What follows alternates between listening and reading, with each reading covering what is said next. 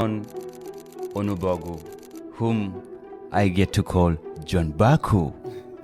Why is that hunger coming from? Because I've seen you, man. Once you start, you don't stop. Yes. I really need to understand. So What is driving that? big textbook about biochemistry from US. Yeah. So I buy them, I study them, I eat them before the term finishes. I like that phrase. I buy them, I study them, I eat them. Yes. I love that, John. Oh my gosh. You don't have any support, you have to succeed. And then someone saw me online and said there are many scholarships in Australia. Accent is not 100%. Yeah. But I believe English language is a language. Exactly. So if Exactly. I bend down to learn your language, you should also, have the patience to listen and learn how to understand me too. Absolutely. So Absolutely. accent shouldn't be an issue. I see myself to be the best in whatever I lay my hands upon to do. I must be the best no matter what the next person behind me is saying. I must succeed in what I do.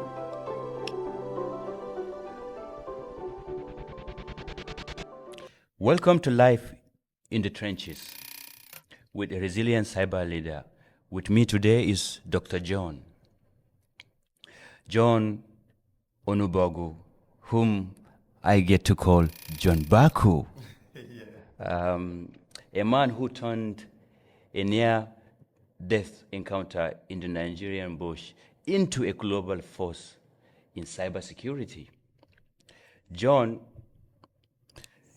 your journey from studying under a dim torchlight to leading transformations in cloud, AI, and governance risk and compliance, GRC, is nothing short of an electric. It's a reminder that in cyber's high-stakes world, resilience isn't just a skill.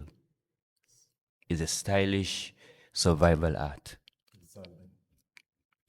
Let's start at the spark, John. Yeah.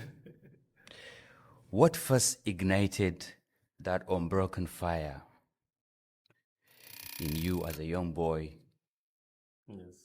on the streets of Nigeria? Yes, I think as a young boy, I've always wanted to be the best I can be in life, and there is this hunger to learn, which I see as an advantage and our greatest assets. I think a portion of the scripture I read that said, "Seest thou a man diligent in what he does, he shall stand before kings and not mere men. He shall stand before great men." So, with that desire, I wanted to stand before great men. So, even though the environment, the background, the educational system, it doesn't look like it is going to happen. But I learned that if you work hard, if you are dedicated, if you are devoted, if you are disciplined, if you focus, you will achieve greatness. So that is one of the reasons why I felt I developed that resilience to work hard and to ensure that by all means I succeed. Amazing. You know, for the audience that doesn't know you, Yes. we've gone a way, way back, you and I. We both started our journey. Yes. You came to Australia before me, and we both started our journey. And I, I have to tell you, you are one of my strongest inspiration during that period. But we'll come back to that about to explore life in Australia and during your study period. But before then, I want us to take a step back and go on a memory lane Yes. in life. If you could take us back to those early days in Nigeria, Yes. um, what was it like? How was it like growing up? Yeah, growing up in Nigeria was more very interesting because it teaches you resilience. It teaches you hard work. It teaches you survival of the fittest because if you are not different, you are not needed. So growing up, I can remember from the days of my high school. So when I finished the entry high school exam into the high school, we call it JSS1. Yeah. So I wrote what we call then the common entrance exam. Yeah. We do right at primary six. So I remember, one begging my sisters. These days you beg kids to go and study. Yeah. But as a child, I was begging my sisters to teach me. If you don't teach me, I start crying that I need to learn. I Wow. was eager to learn when I then finished that exam, I was the number 3 during that exam. That gave me the conviction that I could be the best if I put more effort. So from that time, I started my all-night reading in my JS1. Online trading, do you say?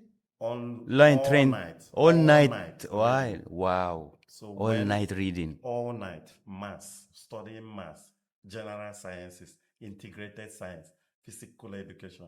Wow. To the extent that when we have exam in my JS1, exam period, my mother will be begging me to go to bed. Wow. She will come by 12 midnight and see me sleeping and say, she will wake me up and say, go to bed. I say, Mom, no, I have one more page to read. She will leave me. I will study 1 to 1:30. I doze off again. She will come by 3 a.m. Go to bed, John. You are going to school the next morning. I say, no, Mom, I have one more page to continue. And then I continued like that up to the extent that I now decided around 6 a.m. still on the table as a child. I decided to now go to school very early in the morning. So I found myself going to school by 6:30 a.m. I was in school. Because we have exam by 9 a.m., I decided to take my locker and my chair into the bush. What? So that when the students come, they will not disturb me while I'm studying. Because a lot of them will want to, engage you and get into another activity. And I don't want any waste of time. I never felt okay. I never felt satisfied. I want to learn more. I want to learn more. I want to learn even the things they have not taught me.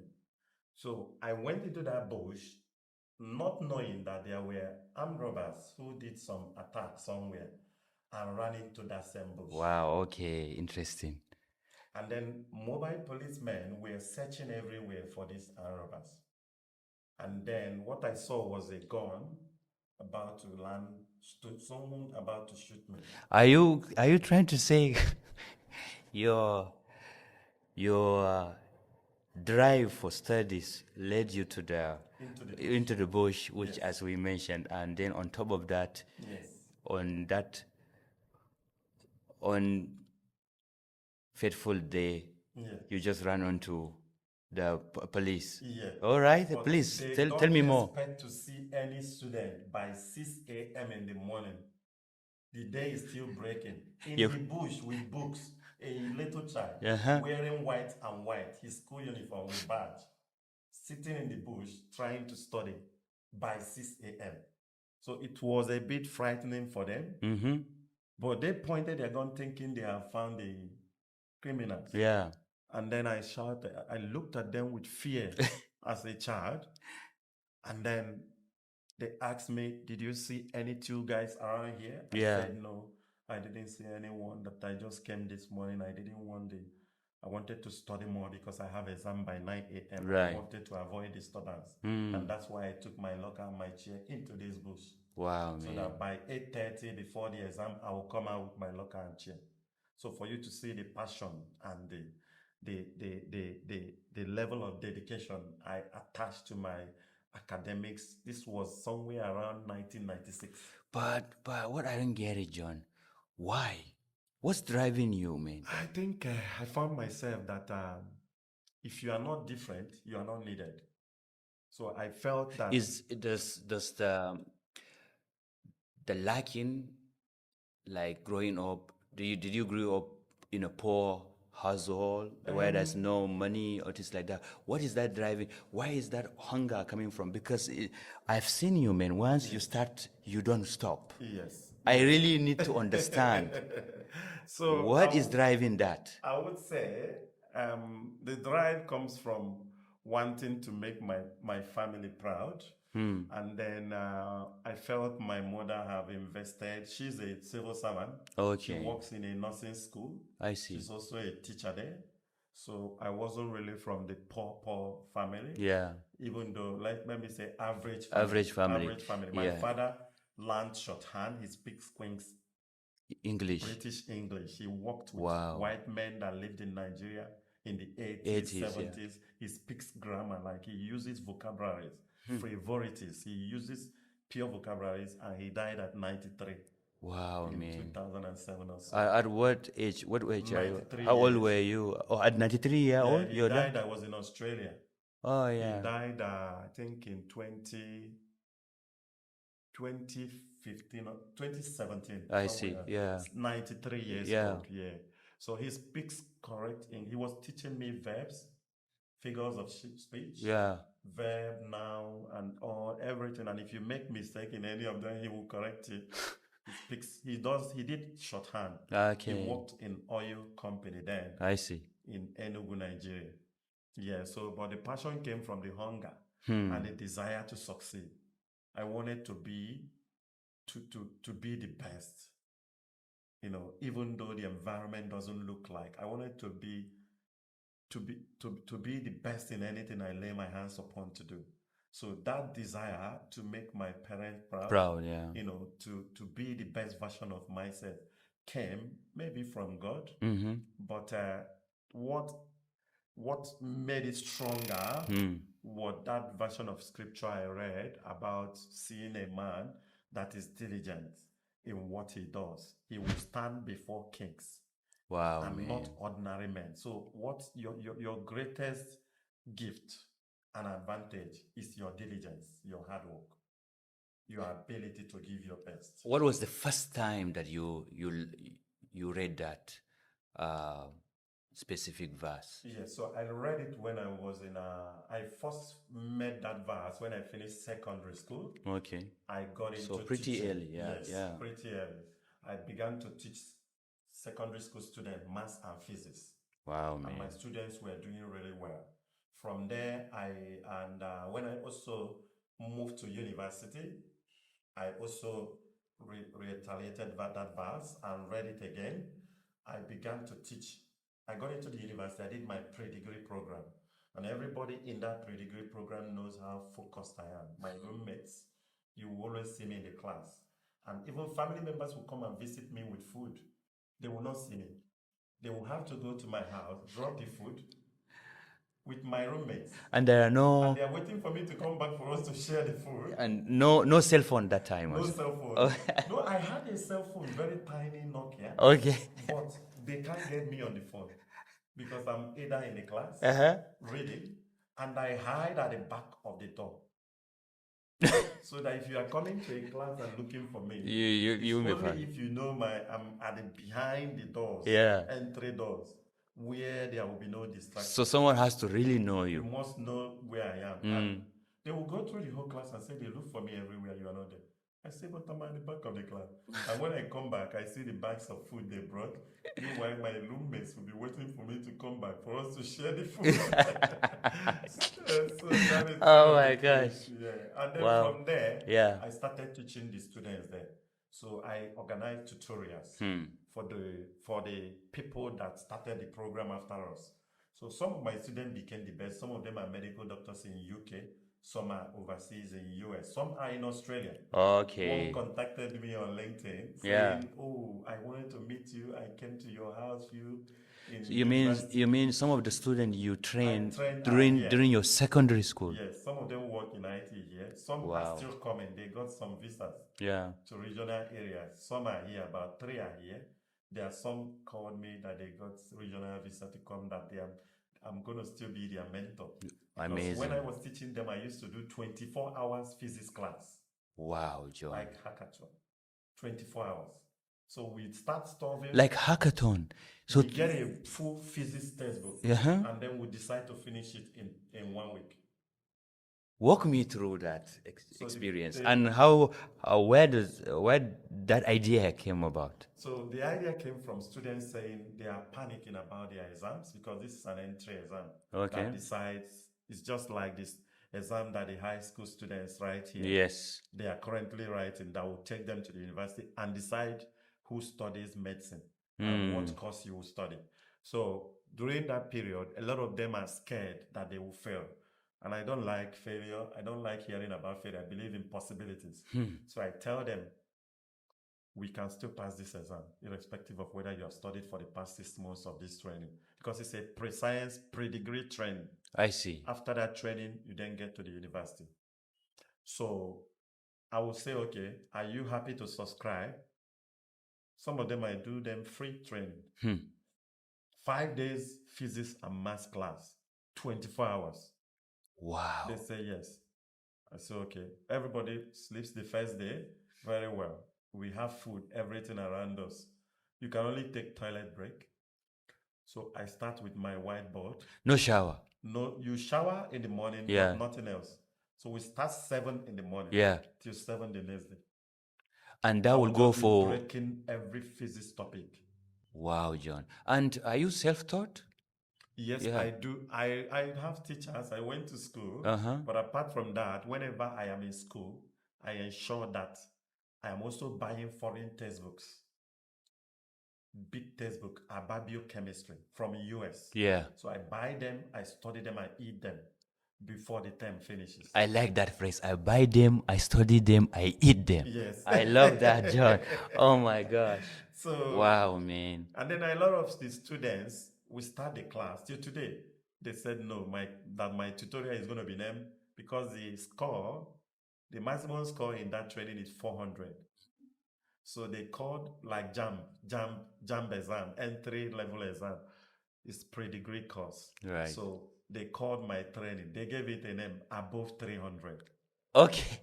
Why that? Above Why? 80 to 90%. Okay. Because the knowledge. Is that what you are guaranteeing? That's what I'm guaranteeing, but they gave it that name. Wow, because man. of the impact the training is having on them. A lot of them that have failed the previous pre-science came into this program and they passed, and many of them are engineers and doctors now.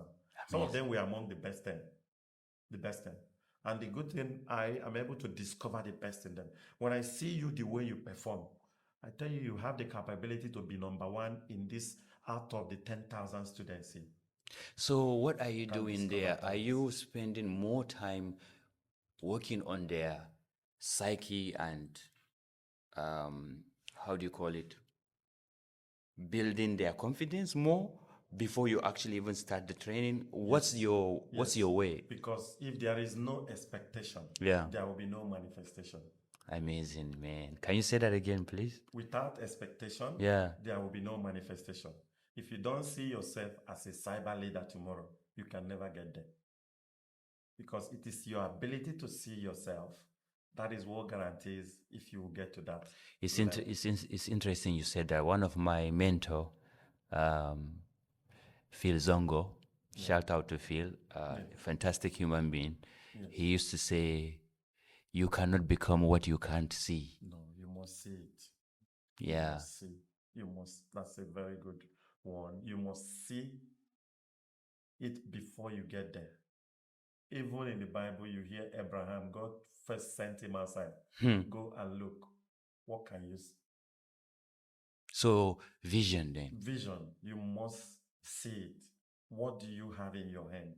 You must have a vision of where you are going. You can't get to a vision you did not dream. So, in that case, did you dream about Australia? I didn't dream about Australia, but I dreamed to be great. And I was walking in the path of greatness. And then someone saw me online and said, there are many scholarships in Australia. While I was doing masters. Let's take a step back because this is very important, John. On that vision side of things, you envision that you really want to be great and stand among greats. And that Bible quote was a major spark for you. And then there's this anchor of really want to make your parents proud, mom and dad. God bless them. and you went relentlessly on that bit. How do you go from there to deciding, okay, maybe it's now time, Nigeria is too small, or I need to really challenge myself in that at an international global stage? How did you get there? What was the... So I think there were a few prophecies that went ahead of me. Please. Where they told me I was studying hard to be number one in that program, pre-science, during my own pre-science time. So pre-science to enter into the university. That's in Nigeria, it's called Yes, pre-science. Yeah. Pre-degree. Yeah. It's either you do JAM exam. So what is JAM? To pre-science. JAM is the Joint Admission Matriculation Board. Okay. They provide exams that, depending on your score, you then get into a specific courses. But medicine and surgery is always very high score, over 400. You need at least 300 or something to get into medicine, or at least very high score. Interesting. 80 to 90%. Just like what they do in Australia. Yeah. Students have to get, I think, ITA, one of the exams. Their high school exams, you have to get at least 90% for UQ to give you medicine and surgery. Yes. And they take only about 100 people or 50 or even more, less. So competitive, also competitive, equally competitive. Very, very competitive. Otherwise, you have to go to private universities, which is also very expensive. So those exams, the JAMB exam, if you either do that or you go to pre-science of that specific school you want to be in. They have a pre-degree program, and they only give the first 10 students medicine. And then there might be about 20,000 students in that pre-degree program. So during my pre-degree program, I was meant to be among the best because I saw maths that lecturers worry about. Some people know me with some maths I've solved in the board during the pre-science stages age in my time, because you might call me, I don't know this maths, and you draw it. Masses that will fill 10 boards, So 5 to 10 boards. Those are among some of those textbooks where you buy, you study, and you eat. Dissect them. Yeah, and then I love it, man. Concept. So wow. You might call me up to a mathematics I don't know. Not ordinary mathematics. These are combined mathematics that you can start from one side of the board and finish 10 boards. Yes. While you are cleaning and solving more. So there was one that one of the professor from UNIZIC put in our... So what's UNIZIC? That's Nnamdi Azikiwe University where I graduated. Oh, yeah, you graduated. One of the federal universities in Nigeria.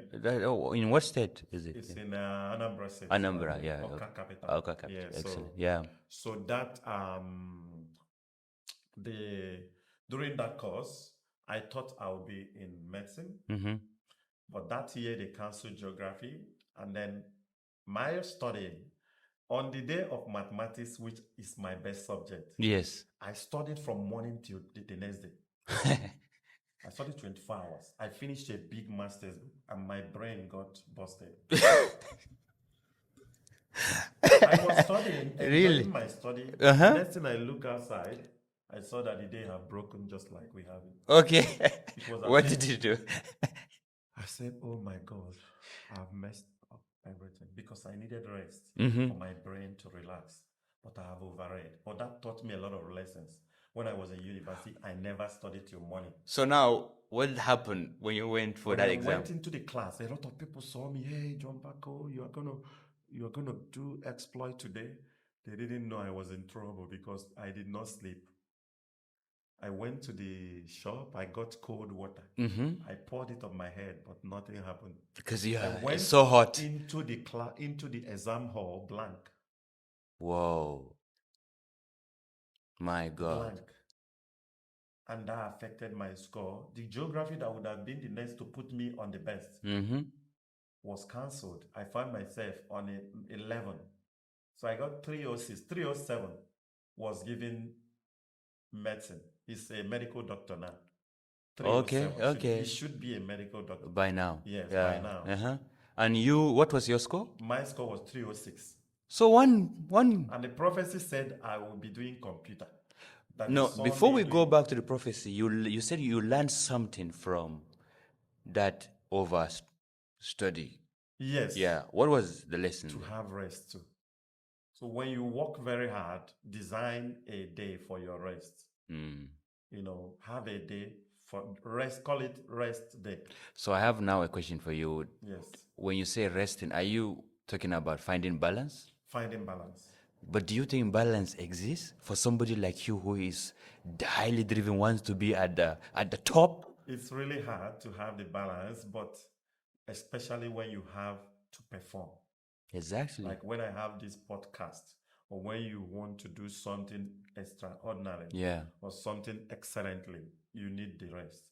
You can do that on every other day, but if you have a specific activities, you have to drive long distance, you need that rest. Wow, amazing. So now you found from that moment you are able to really calibrate. Yeah. Yeah, so I think about what do I have the next day. If it's a weekend, I don't have anything, then I might study the way I like. It has become part of me that I have to be on the table at least every night. So then during that period, then I found myself, that prophecy came through that I ended up, okay, my second choice was chemical engineering Yeah. because of the oil industry boom in So Nigeria. yes, when you said yes, the prophecy, what do you mean by that? So I went to a church program Yeah. and they pointed at me, oh, we see you going around the world making impact in computer, internet, computer. So I don't know by what I'm day, seeing. is this like your My pastor? dream, Your yes, yeah. yes, Mm. in Anambra State. My Yeah. dream then, a place called Ogidi, Anambra State. Yeah. My family were there. Okay. So I was saying, no, Pastor, it's medicine. I He's will be the number one. he's saying computer. Yes, I said medicine because I wrote an exam in the pre-science finished. Okay. I went for this program. Right. So I've done the exam for pre-science, waiting for the outcome. And he was saying he saw me in computer going around the world. And at that point, I don't see myself going around the world. I was working hard. You couldn't envision that, yeah. Locally working hard. Yes. Doing my best to stand at the international stage. Yeah. But there was no visibility, No clear path. no clear path I see. on how this is going to happen. So I was doing the right thing. I was growing the grass, waiting for the sheep to come and feed on that grass. But I wasn't sure where that sheep is going to come from. But I was doing my job. Yeah. So when he said that, I said, no, I'm supposed to be a medical doctor, and that's what my parents will be very happy with. Even though when I was a little kid about 3-4 years, they were calling me engineer. And they said I was doing certain things that made them start calling me engineer. From childhood. From childhood. Wow. So then I found the result came out. My first choice was medicine and surgery. Second choice was chemical engineering. Third choice was electrical, electronics, and computer engineering. I missed first choice. I was the next person for medicine, but they have taken 10.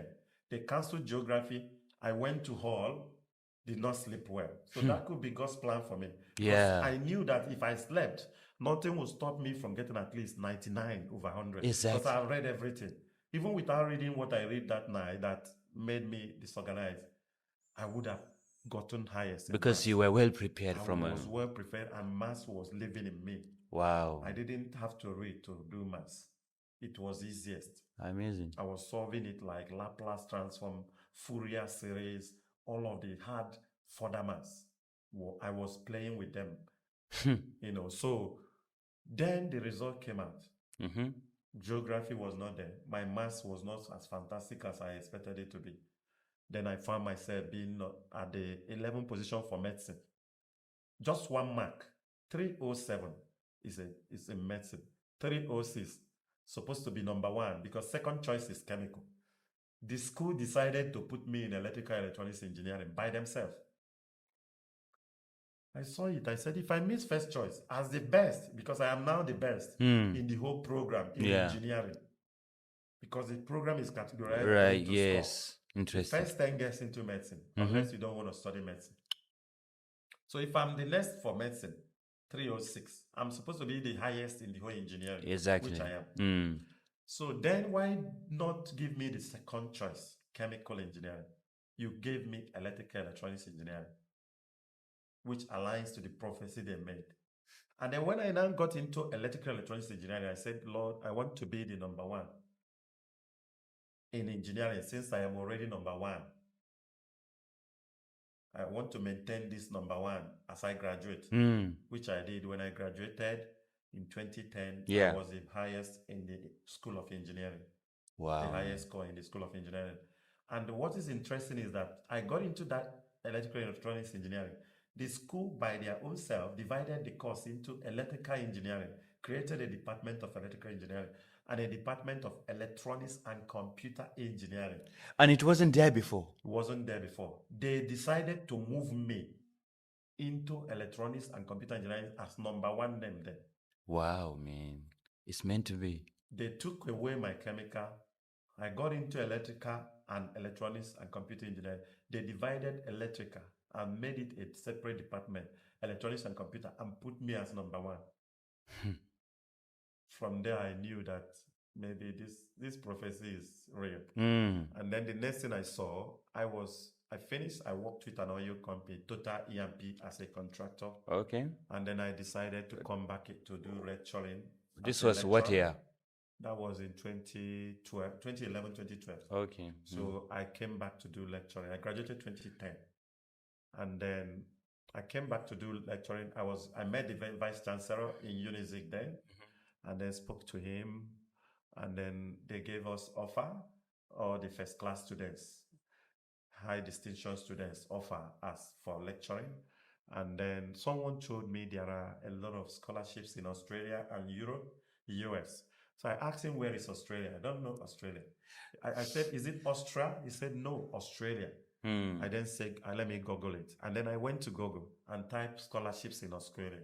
I saw Queensland University of Technology. I saw La Trobe University. Okay. I saw a professor from Nigeria in the university, in La Trobe University. Okay. And he's also in my field. Okay. So he's lecturing there. He's a professor. And then I contacted him. He told me, that I can apply, that he's happy to be because for you to be my supervisor, for you to apply for PhD, you need to get a supervisor. So I applied for QUT, applied to have a supervisor, contacted a few lecturers, Associate Professor Damika, contacted Professor Peter Cook, and contacted Dr. Kala. These are all at These QUT? are lecturers at QUT, and they were happy to be my supervisor. Then I wanted to do wireless sensor and remote sensing and artificial intelligence. So they were happy to do AI and the rest for me. And then I applied. And then just like that, they called us for a kind of a seminar they organized to talk about what is going to happen with the applications and the rest. This is online? Online. And then I took this MTM modem. I went to a place called Aroma because there wasn't networking where I live. Yeah, no internet. Have strong internet. Yes. So I moved out and went to somewhere, connected my laptop. I had a laptop. And then my people were asking, are you sure you are speaking with the right people? Are you sure it's not people trying to scam you? I said, no, I know, I followed this thing up. After that, while I was studying for my master's exam, master's in telecommunication, a message came in, you have been granted QUT admission first. I was rejoicing and thanking And that's God. direct PhD? Direct PhD. Even before the master's? Yes. Wow, man. And the lecturers were like, are you sure? I said, yes, I was granted that. And then the next day, I saw a message, you have been granted a scholarship. You will be paid so amount every fortnight. And then you will also have the opportunity to do sectional academic to teach students. So others were like, and the school fees is fully covered. My God, by amazing. Australian government. So it was a great What a life-changing moment. Life-changing.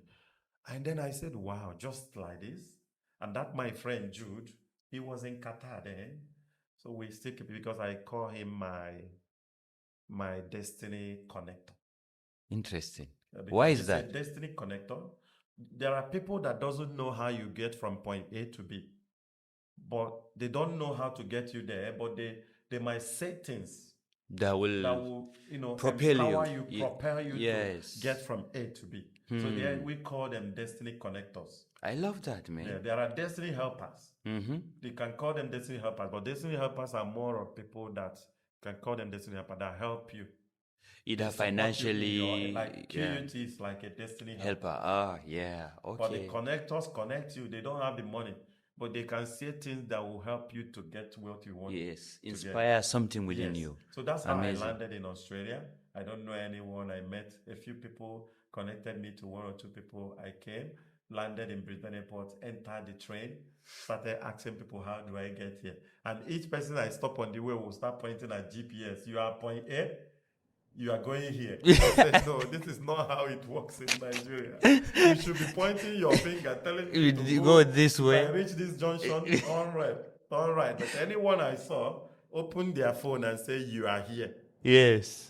And you don't know how to read the map, huh? I had a little, but I wasn't used to Yes, exactly, that format, system. I said, yes. so this phone can lead me to this destination. Yeah. Why don't you just point? Once you leave, I stop the next person. And the next person does the same thing. I was like, oh my God. And then everybody was busy working seriously. Yes. People were moving, Doing their stuff. seriously. And then nobody cares about who is sitting on the road or they are putting their face straight, moving. Yeah. So I was like, wow, this country looks interesting. Yeah. And then that's how we continue to survive and Interesting. Yeah. get to this stage. So, but PhD now you're in Australia, renewed passion. Yes. What was at this stage? What were you thinking about your life? Yeah. So when I started my PhD, I was thinking about academics. So, what in the lecturing space. I see. To Okay. be training people because I love, teaching, learning, helping people to learn new concepts. And I love the complex things. I see. Physics, chemistry, further maths. So when I was in QUT, from teaching in Nigeria high school students to pre-science teaching, from there learning on my own, from there, a lot of empowerment to, to help the next generation of science students in Nigeria. And then I moved here, started PhD. From there, when I was doing my PhD, I had the opportunity to be a sectional academic staff, which means I do tutoring for students, I do lessons. When I landed in Australia for PhD, there was no much, jobs to do. Care job was not there then. So in 2013, I devised and started advertising myself as a great maths and physics teacher. So what I write, I go to Gumtree. There was no Facebook Marketplace, wasn't popular. Yeah. I go to Gumtree, write about if you want your child to know maths, physics, chemistry, give me 3 weeks, 1 month. You are going and you will see a change immediately. Because I was so convinced that I have something in me that So you in Australia, yeah, in Brisbane, yes. As a way of creating job opportunity for yourself. For myself. Wow, additional money because I needed to bring my wife and your family, and family to raise my, to bring my wife to join me, and then pay I was getting stipend. Sometimes it's not very much enough, to keep you, to keep me. So I started that. Parents were calling me from everywhere. Indio Pili. I didn't have a car. I had a friend, Chris. He would drive me to North Lakes to do 1 hour class. Wow, man. 1 hour. And when I finished that 1 hour, they give me $40. And the parents were so happy. I was motivating the student, inspiring the children. When I see you talk to your parents the wrong way, I tell you, no, this is not the character. You can't insult your parents before me as your teacher. Wow. I was mentoring them. Discipline. I didn't know the laws in Australia then. Please tell me. I wasn't caring how to talk to kids. Can you tell me an incident? Have you? Yeah, I came to this guy to teach him in North Lakes. Yeah. His mom bought him a brand new car. I was surprised to see a 16-year-old having a brand new car. His girlfriend visited. Yeah. And then before me, he was talking to the mom, Mom, you are this, you are this. I said, no. You interrupted? I interrupted him that is not how we talk, that I'll have to, if you do that again, I'll have to leave. Because that's not character. There should be character in learning. You don't talk to your mother who has sacrificed. She was the one that found me to teach you, which means she cares about your future. You can't be before me insulting your parents. You have to speak to them with respect for the dedication. You still have your mom? You are lucky. I lost mine. Wow. And there is something interesting about, okay, you might come to that about my mother. Tell me, please. Yeah, Okay. let's go for it. So when my mother, the way she used to wake me up, do all Yeah. her best, put her salaries Yeah. for me to get to the best training institutes to learn physics, chemistry, maths. So when she died, where she was buried, I came there where others were crying. My friends were there. I But went to the room where first she of was. all, how did you hear about the news of Yeah, so I was, that was when I finished my high school exam, WAEC. So I Okay. came back, she was sick, and then I was supporting her. So when she died in the hospital, my sister were caring for her. I do go to visit her. And then when she died, I was called. So I was a bit bored because I was more of a faith. I was very strong in faith then. So my life has started changing with the word of God. So I have begun to transform. So when she died, I cried, but I didn't cry like someone that Who is doesn't have hopeless? hope. Yeah. So I cried with hope in mind that God has a purpose and the reason for that. Maybe certain, if she might be taken for you to take responsibility. So she was taken. I went where she was laid to rest on the burial day and told her, Mom, you don't need, even though you're not here, I will make sure I make you proud. Everything you desire to see me achieve, I will achieve in grand style. Wow. I was speaking to a dead body. Can you please take me to that moment? Yes. So you just walk in. I walk in with my friends holding me, I was shedding tears. And then she died at 54 years. Wow, man. So she's still very young. And then I went there and told Mom, everything you want me to achieve, those waking up at night, you want me to achieve, I will make sure I achieve them. I will make sure everything you don't want me to be doing, bad friends, bad relationship, yes, everything that you love to hear, I will make sure I make you proud, even in your absence. So that I made that promise to her, and then I stood by it. That's part of the reason. You say, what was motivating me? Everywhere I see myself that you don't have any support, you have to succeed. So every now and then, your mom's voice always speaks. Anything. Each time I remember her, I went to an internship. I remember her. I go to the bank, cry, and come back again. It motivates me that I must be the best. So that she doesn't need to. Yeah, making me. What makes the dead to regret dying? Yeah. A parent raising his child. What makes him to regret dying is that he's no longer there to guide the children as a father. Your responsibility, you can no longer perform it. If your child is going the wrong way, who is going to talk to them and say, this is not the way? True. This is the right path. Very true. So I promise her that you don't need to be there anymore. I'm taking responsibility of seeing my enviable future actualize.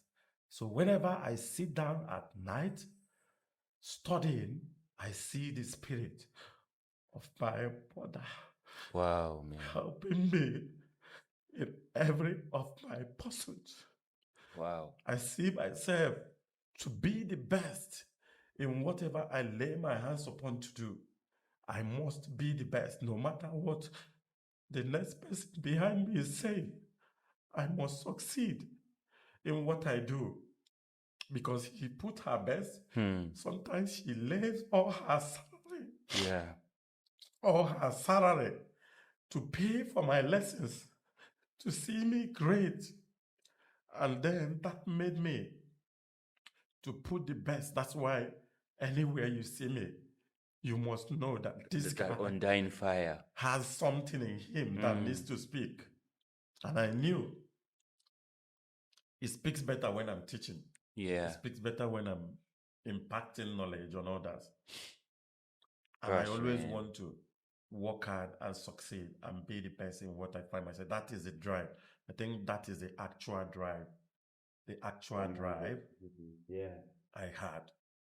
That is the actual, thank you. Yeah. The actual drive and the core motivation for everything I do in life. So from QUT, I had the opportunity to teach students maths, physics. I was doing electrical electronics engineering student. Yeah. I was doing Fourier transform classes, Laplace transform, digital signal processing classes. So I Yeah. do the labs, and the students always say, "Oh my God, he is good in what he does," even though accent is not 100%. Yeah. But I believe English language is a language. Exactly. So if Exactly. I bend down to learn your language, you should also, have the patience to listen and learn how to understand me too. Absolutely. So Absolutely. accent shouldn't be an issue. And Nigeria is, we are taught in English language, even though the accent will not be perfectly British. But I was teaching them, the student knew that this guy knows, because I would teach them Fourier transform, I would teach them 5 ways to solve the same thing. So students can sit down, and nobody lives in my class. People come early and they leave Late. even if the class extend more than the time, they stay. That shows you that knowledge is being impacted. Exactly. And while I'm impacting knowledge, I'm also impacting character. I'm impacting discipline. I'm impacting dedication. I'm impacting devotion. The classical I'm way. impacting sacrifice. Yeah. Yes. Amazing. The classical way of how to teach. Man. And then fast forward, PhD. I know that for a fact because that was the moment also when you and I met. Yes, that is the first time. Do you remember our first? Yes, in Kelvin Group. Yeah. Yes. I'll let you go first. What was your memory of when we first met? Yeah, What could you remember I at the think you time? had a lot of friends. You're a faith person in your faith person too. Yes. And then you have this character resilience and the desire to succeed. And at the same time, I found a man that has vision of where he wants to go. You told me you schooled in India. Yeah. You have been to Canada that period. And then I saw someone that is, has the same motivation and drive. So, and then we exchange numbers, and then I see you always going for your prayers too. You value God, you have faith, and then you are hardworking. Because when I come to study, you come to study in the library as a master's student. Yes. Yeah. So, and I live in that library. So Yeah. you will see me that most people will know that I live there. Yeah. I was living there because I had no relationship, no friendship. My focus was to finish my confirmation of candidature, bring my wife. So I was from school to book, school to library, school to library, school to library for that 1 year. I met you. And then you remember when we also thought about going to India? Yeah. Asian country to, I remember. Yes. Before we go deep dive to India, I remember my first time of meeting you. You were working super fast. Yes. You just go. Yeah. Yeah. I was And very time conscious. exactly. And for those, to the audience, if they don't know, but you and I are from Nigeria. Yes. And it will surprise many people that even though we are both from Nigeria, when we see each other, we have to speak in English, yeah, because language. different language, yeah. And us being from different region part of Nigeria, we come from a different language, different tribe, and as such, English Different is culture. as well. As such, that's English is became like the uniting factor where we could for the all, whole Nigeria. yeah, where we could actually interact with one another. But the moment I saw you, I kid you not, some part of me knew that you are from Nigeria. And then we bumped into each other at the lab, and that was when we began having the conversation, and it was, and the rest was history. If you recall, that was the moment where I think, have you finished PhD at the time? I haven't finished because I used to come to study in that library. Yeah. And I do see you go to print things and come back. Yeah, absolutely. Yeah. And was it during that same period where, I think it was after the PhD? Yes, after my PhD. Yeah. You also finished your master's. We were working on getting, that was 2016, right? Yes. 2016. We were working on getting a permanent stay. Yeah. And then we were not also sure how to get into the industry. Exactly. We were talking about internship. I was telling you I applied in Origin, and all these people, they were telling me they need experience and, all those things. So I was telling you, why don't we just find a country, go there, do all the security training and certification? Yes. We listed all the malware, ethical hacking, GRC. We Yes. listed like more than 50 programs. Exactly. True. Palato, Checkpoint, we listed all of them. Yeah. And then we began to apply for visa. True. And then my wife had a little baby. Yeah. You also going for your professional year in Navitas. Exactly right. That was the period. Yeah. So it was a bit hard. So my wife said, "You can go." She's always supportive. You can go. I will take care of the little one alone in Australia. So, and then I got the visa. I went and applied for the visa in Indian embassy. I got the visa. I told you I've gotten the visa. But later we changed the plan because of your professional year. Exactly. And True. then I also changed mine then because you are not going, and then I said I can't go alone. Alone, yeah. The reason was that you have been in India. Exactly, yeah, You know lived. the way there. So I felt like we can go with your influence and everything. So I then did those training online then, which was very hard because of the time difference. Yeah, but Yeah. John, you never relented though. Yes. You went on. I looked up to your LinkedIn even last night. Yes. You went on and Yes. smashed all the top certificates Everything I needed. that were there. Yeah, I am. What was the, in our industry in cyber, where they said if they see you with too many certificates, it can also hurt your chances because they might see you as somebody who just know the art, who only knows the art of passing exams, but actually doesn't know how to implement and do the practical things. Yes. But for you though, I know you were both. Yes. How did you arrive at acquiring both? Okay, I will start with yes, I do a lot of certifications, but my journey started with building hands-on labs. Yeah. So when I finished my university studies, even though I graduated as the best in the Faculty of Engineering, I was also reading what is happening overseas before the master's. So I wanted to get a job. And my drive for IT started in my internship. I met some mentors who guided me in Total EMP is one of the big oil companies, a France company. Right. TEP-Eng is an oil company. And many of the people I met there are managing backup servers, Dell, Epsilon servers, HP servers. So they manage those servers, they program them, they configure them. And some of those servers are using high seas in the offshore. So I was following them. They saw passion in me that I want to learn more than other IT students. I was very passionate to learn the computer parts, software, hardware, RAM, random access memory, ROM, how it works. Because we build computers with their images and OS, custom-based baked images in the department, IST department where I work. And then I follow them to do phone technologies too. So I do IP phones. So we go to Ikoyi, work for expatriates from Australia, from US. We manage their residential building, networking, and phone networks. So I was following them even in the boat. The total boats and most of the boats they used to go for offshore. We network those boats to communicate.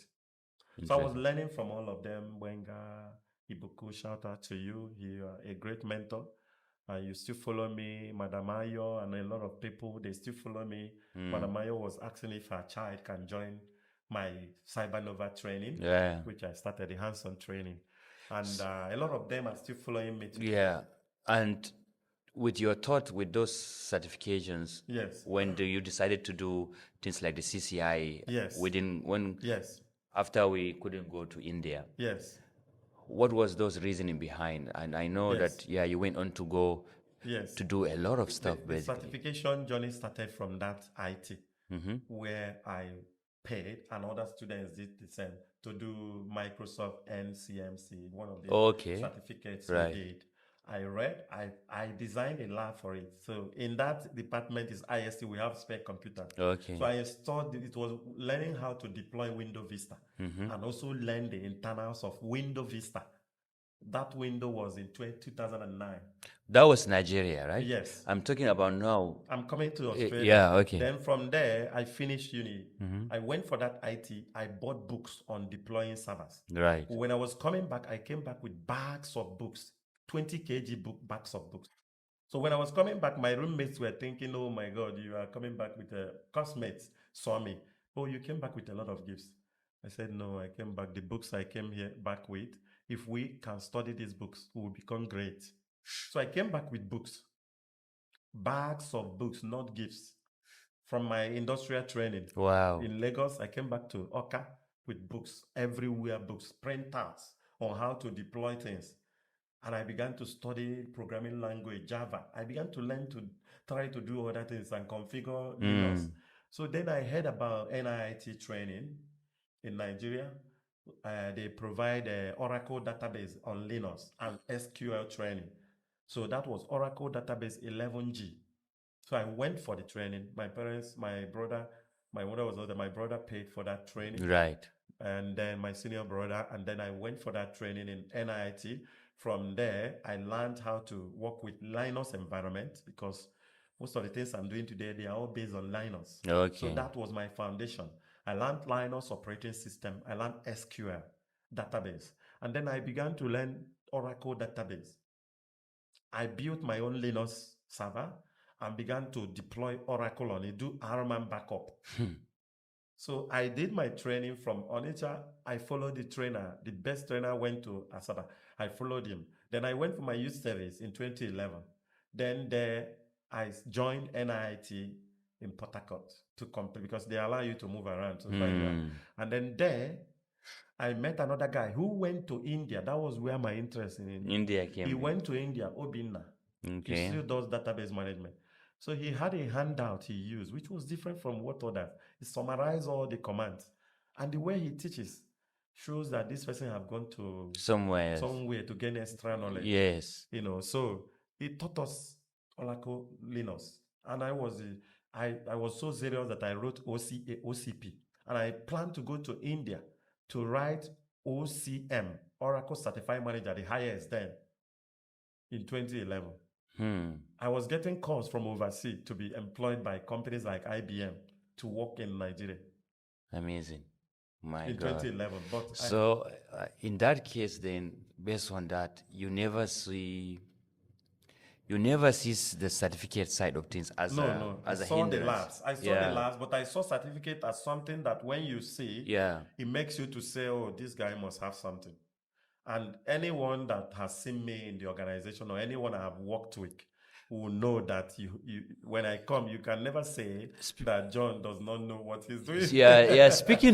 I'm talking from a recruiter point of view there sometimes, because sometimes they will say some managers see that as a red flag when they go through your resume and see too many certifications, and then they see that as maybe why they see that? Why is that? They see that because they don't know how can a person. They don't believe. They look at the hours available to each person. How do you manage my time? They don't like it. Australia is so busy. How can one person be able to do all these things? But they don't know that there are people and also that claim to know to do it. Yeah. You know, they don't know that there are people that does not waste their time on things that doesn't add value to them. Wow. So you are really changing that, John. I like that perspective that you're providing. Anything that so does it's not not add value to your life or help you to add value to another person's life, I don't do them. Interesting. My wife can tell you that I've never sat down to watch a full movie. In your life? In my life, because it's too much hours to be spent. Exactly. And I don't like when she's watching, trying to spend all her time on movie. I think she has now become more like me. Influence. So I'm always driven by what is the next step. Yeah. Can I have impact on someone's life? Can I learn this?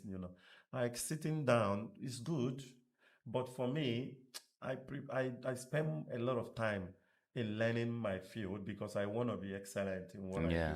So that's why the recruiter might say, "You see, not the same amount of time I have. How can this? It's not possible." he just passed the exam. Yeah, You know, exactly. That's what I'm and he saying. doesn't know the process. That's what I came out to teach people in Cybernova Academy. You can build hands-on lab environment and learn real-world skills. Yeah, I want to that hear. will I be want to hear valuable. about Cyber Nova in a bit. Yes. Before we get to that, I wanted to. You went on and became acquired the top certifications, I'm still and going to come to, sorry to interrupt you, yeah, on that CCIE, we are still coming around. yeah. Okay, go. Yes. Tell me. So when then, after that, then 2012, someone told me about Australia. I came to Australia. So when I finished the PhD, I didn't want to be in academia. And we were looking for how to get into the Exactly, back this- into the industry Yeah. that we have done before. Mm. Because after that Oracle, I was able to work with NMPC Clinic to do Oracle database. And I found out that the labs I built was helping me to now deploy as if I am already doing the job for a very long time. And that was when I Okay. was also learning it during my service year in Wow. 2011. So then when I came, I already knew that if you know these hands-on things, it's easy to get into the industry. So that was when I said, okay, let's go and learn this. I have a question for you. During that period, while you decided and you helped both of us keep going that we want to go to India, we didn't end up going. Yeah. During that period, you knew still the Yes. certification route is the way, is your window. Yes. At that period also, you already acquired that PhD. Yeah.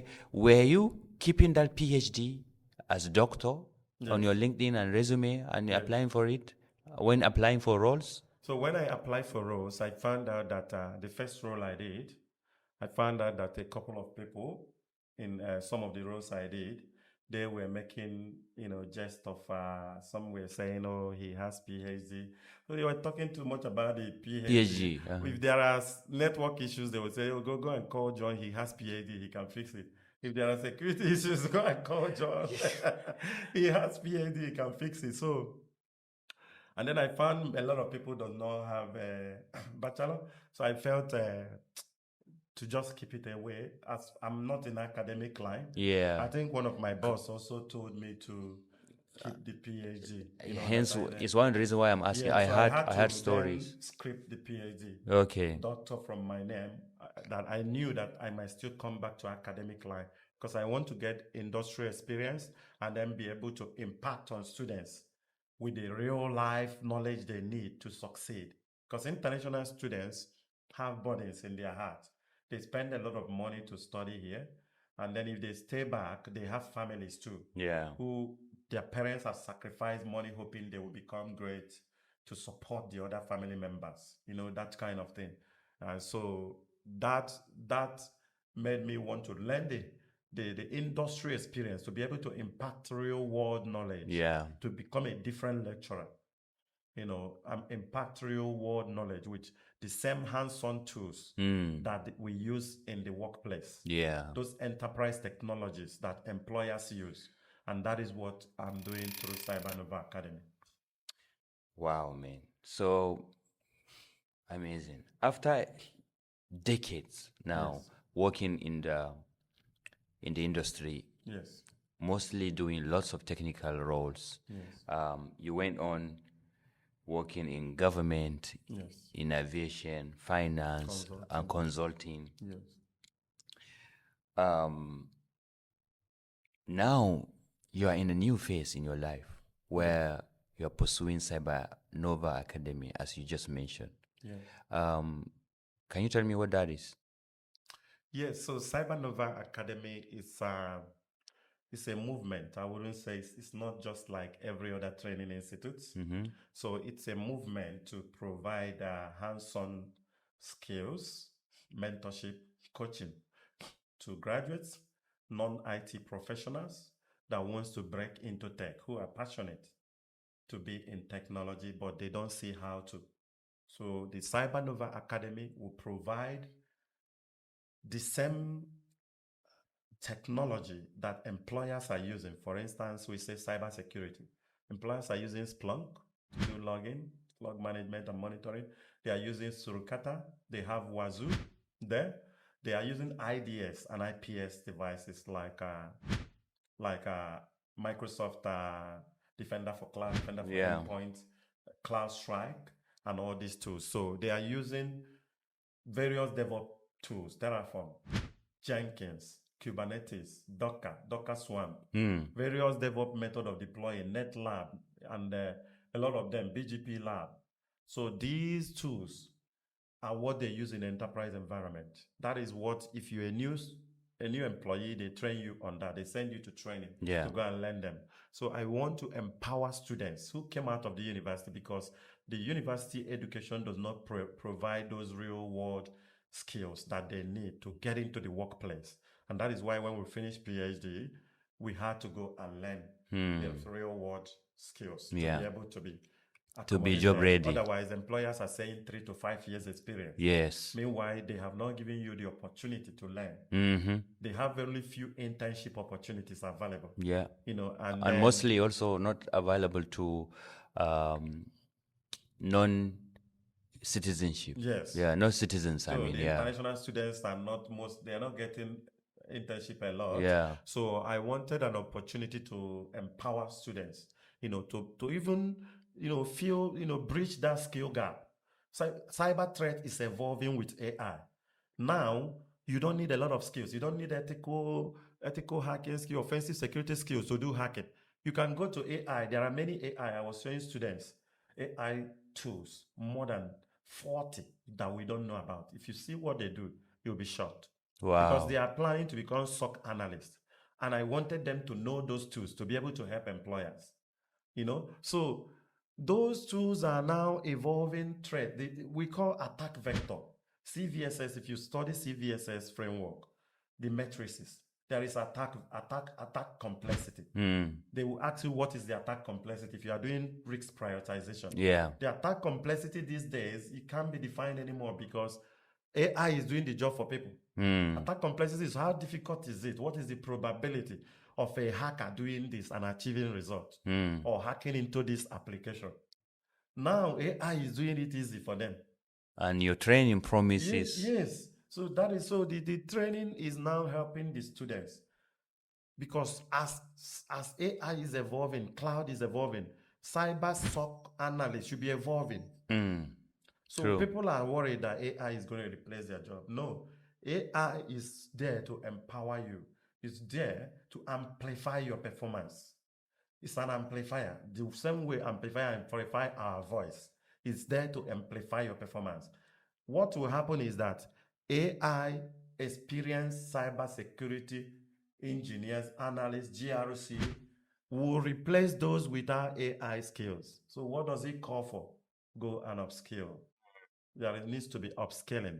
People need to learn the new ways, because you can't sit down dictating. If you look at what F5, Palo to Checkpoint, all of them have AI systems now.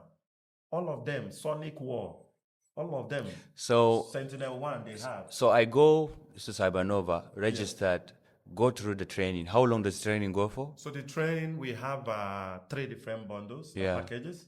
So we have the Nova Ignite, which we call the Bronze. This is where we provide hands-on training, real-world coaching, mentoring. We provide resume revamping, LinkedIn optimization. We build portfolios in GitHub for you to showcase. Like, it has over 30 hands-on labs. Okay. By the time you finish a lab with Active Directory, with Surukata, Sentinel, with Wazoo, there, and another lab with Splunk, another one with teaching you Windows, another one with blue team and red team exercise, another one with cyber range. By the time you finish 20 to 30 labs, and we start from day one, hands-on. If we are teaching you Windows, we teach you hands-on skills. We do pinging, telnet, traceat. We do NetStart for you to see connections, active connections on your PC. Yes. We do software that will help you to do more. So to even locate your location on Earth using your IP address. Wow. So we do a lot of hands-on stuff, and the first week have just gone. Okay. And the students are very passionate. And then tier 2 will be? Tier 2 is the one that is, the first one is 3 months. Yeah. Tier 2 is the Nova Accelerate, which has, so it can go up to 6 months. Okay. This is where we now start introducing one-on-one. It's more expensive a little bit. It's more expensive. We have one-on-one mentoring. We do some of the things ourselves. We can support you. Then the tier 3, which is the platinum. Okay. The tier 2 is the gold And then or accelerate, Nova accelerate. Then the Nova Elite is the Elite Platinum. It answers to his name. You are so busy, we support you. We get involved in your case. I Work with you. There are things we do for you. We do one-on-one mentoring. You can call anytime. We get into that to get that. But that one can go up to 6 to 9 months. Amazing. Yeah. You know, John, I have to say this. A couple of months ago, I did a guest. I was a guest speaker at KUT, where I went and chat to the student and basically just share my journey with them and just again uh, show them what's possible. After that session, some of them came up to me, walk up to me, and they were like, they are not sure if the investment they've done in their study is the right investment, because now with the AI, there's so much change. They're not sure they've made the right decision. In fact, one even asked me, why should he care anymore because of this? He felt lost. So I must say, what you are doing, keep doing that, because those students are really gonna need your kind of service, because I think now you become the disarming factor where you get to show them the possibilities, how those AI can be utilized in the right way, so they become and a well structured but also job ready cybersecurity practitioners That is and potential leaders as well. So really kudos to you to that. There is something I would add. Yeah. That's when when I did the CCIE after the PhD, when we said we are no longer going Yeah. to India. I remember when I finished the PhD, 8 months hands-on training. Yeah. And every night it was like till midnight. And then I studied till morning. I was also doing some casual work then. So when I got my first job into the industry, in a big environment of network security operations center. From what I learned, I was able to solve one of the biggest trouble. A lot of emergency services place was down. I came. I was a lot of the listeners might know what I'm talking about. Yeah. So they had an issue overnight where a lot of centers, more than 150, were down, and the managers slept in the office. So when I came, because of the ability to have gone through, we were doing DMVPN tunnel. So I found out an issue on the tunnel. The tunnel interface was configured, and the last command that was put there. So what does the tunnel does? Well, So the tunnel to the is non-technical like audience, a virtual private network tunnel. Okay. It helps you to send. It's an encapsulated tunnel that helps you to send information. It's just like a tunnel, just like tunnel you have. Yeah. Where you can drive from Brisbane. Yeah. It makes for faster movement. Okay. Tunnel between Sunshine Coast and this. Yes. That's exactly what it does. It protects you, it hides you. You know how they have tunnels in some of the countries that can protect you from bomb. So those tunnels are protection. You can make your information to go privately from one end to the other. You can establish VPN tunnel between your cloud environment and the on-premise. So the configuration of that tunnel has what we call, it has the layer phase 1 and phase 2. So in the phase 2, you apply the encryption, because naturally the tunnel is not encrypted. So in phase 2, the encryption they applied, they did not apply it very well. So I found out from my reading, because it's only in studying and in doing certification that you learn what each command does. There you go. Someone working in the industry can know how to do this, but sometimes you don't know what if I remove this command, how will it look? How would the error messages that will be coming, what will it show? It's only when you are testing, because you can't go to organization network and begin to play around with it and cause users not to, a live network, a production network. You can't do that. That's the quickest way to lose your job. Yes, quickest way to lose your job. So the easiest, the best place you can do that is in hands-on lab environment. That's where we can remove and put the command and see what type of error do we get. So when I saw the error, I already know what the error. I knew that the tunnel IPsec command, they did not have SHARED shared, because the configuration of the tunnel, the tunnel profile encryption authentication that was applied on that interface was not shared between those VRF tunnels. I see. So when I added it, the whole center, more than 50 offices, I wouldn't call, but the emergency services, Yeah. big offices came up. And Back to normal. all the architects gathered. How can this new guy Came on. who came? I should explain on the phone. So you did that. I explained. I drew the Wow. diagram. So you But see, that's the power of learning. Wow. That gave me confidence. Another reason to look you up and Yes. see how you could be of service with your academy, really. And I say you should keep going, man, because a lot of help is required, and most of the universities that are pulling away new people, they need to be job ready. And also the Yes. us who are also in the industry, we really Can always also upgrade, upskill. Okay, upskill yesterday ourselves. I was looking Yeah. at, we used to do network engineering by configuring switches. Yeah. Now there are container lab, net lab, BGP lab, that, you know how you say DevOps engineer? You can use Kubernetes, you can use containers to deploy routers and switches in one map. It's not easy. This one is just environment. Yeah. You deploy, it deploys container. The same YAML file you write for DevOps is what you do. You see. I was looking at it, I say, wow. So students can come now. They are coming for network engineer. I'm now promoting them to DevOps network engineer. That was the DevOps, and then they learn the DevSecOps side side of so things. security people will come and know DevSecOps. Yes. GRC will come and know GRC engineering. Where we can now engineer GRC into the process. And then there is the solution architect side of things as well. Because GRC is no longer paper ticking. There is now Vanta. There is SysClick. There is Archer. These are automation platforms for GRC. So these are all taken over. They are not, I asked during the IRAP training, I asked the ASD team about this. So they said they have a kind of a file they give them, they integrate into their system. And then that now, instead of we doing checklists, did you meet encryption? Are you using TLS 1.3? You tick.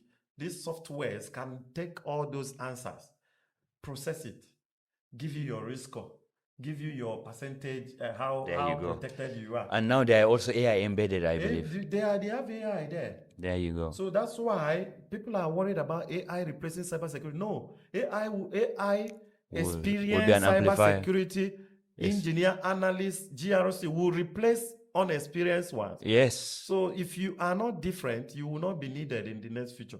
Very so soon. They need to and go actually, and upskill. that is happening very soon. Very happening. happening. A lot of Australia is a bit slow, but in US, you can see Amazon, Microsoft laying off staffs. Man, John, I could speak to you all day about this and never get tired. So we've got to wrap up. Thank you so much, man. We have a closing tradition in this podcast where we ask two specific questions as part of the closing tradition.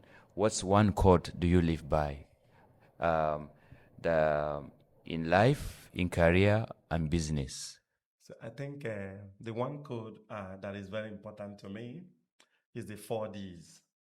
So we say determination to keep learning, dedication, devotion, and being disciplined to stay. Discipline is required in any aspect of, even in business. It is discipline that brought your team here. It's discipline that made you to be here this morning. True. When others are still relaxing, So dedication to whatever you are doing, whatever your hands finds to do them well. Put all effort. Be dedicated to what you do. Be devoted. Devoted. When you are called, be there. Always show up. Wow. Powerful. Be determined. Don't lose hope. Be determined that you must succeed, and success will follow you. If you ask a lot of businessmen, billionaires, millionaires, they wanted to give up at some stage, but determination kept them going. So determination is the key. So these 4 Ds I always have in my mind whenever I get into business or any aspect of my life. I'll remember that. Yes. Thanks for that. And what's one question you wanted answered that you haven't got an answer to yet? Is there? I think it's faith person. Faith is important to me Yeah. because I believe there is a superior being Yeah. ahead of us that gives us all the strength and the power to continue to perform. So, but how he plans his timing and his seasons for us is still a bit confusing. Like you might be wanting to be this now. Why Cybernova now? Why the stylish Cyber podcast. podcast now? Why Yeah. not in 2016?